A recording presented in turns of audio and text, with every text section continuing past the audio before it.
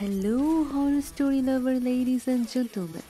Hope you all are doing well. তবে এই গল্পটি শোনার পরে আপনারা হয়তো আর ভালো থাকতে পারবেন না। হয়তো ছোটোখাটো একটা হার্ট অ্যাটাক কিন্তু হতে পারে। তো সাবধান হয়ে যান এফএম রেডিও হরর টেলসে নতুন গল্প উদ্ঘাটনে। আমি আছি আপনাদের সাথে RJ Lizelle with curious interest to enjoy story together. তো চলুন বন্ধুরা, আজকের গল্পটি শুরু করা যাক। পুরনো হিন্দু বাড়ির ছায়া। কুষ্টিয়ার এক প্রান্তে নদীর ধারে দাঁড়িয়ে আছে এক পরিত্যক্ত হিন্দু বাড়ি। লাল ইটের দেওয়াল, শ্যাওলা ধরা ছাদ আর জানালার ফাঁক দিয়ে বেরিয়ে আসে ভাঙা হারমোনিয়ামের সুর। লোকমুখে শোনা যায় ওই বাড়িটায় নাকি আজও পূজার ঘণ্টা বাজে। যদিও বহু বছর আগে সেখানে কেউ থাকে না।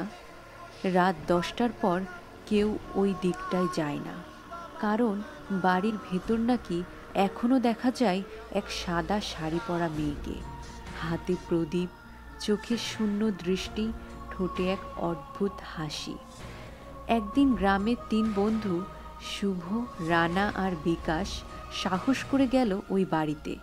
তাদের উদ্দেশ্য ছিল ভূত আছে কিনা সেটা প্রমাণ করা।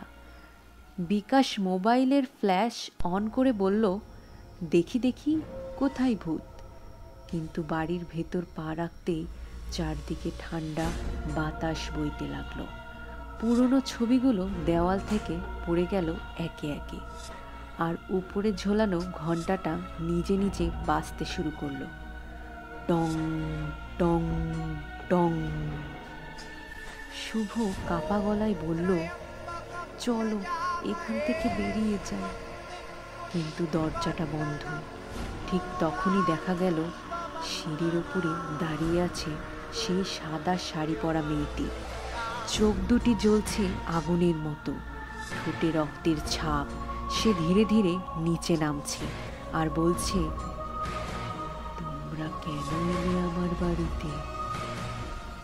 এক মুহূর্তের মধ্যে তারা দৌড়ে বাইরে বেরিয়ে আসে, কিন্তু বিকাশ, সে আর ফিরে আসেনি।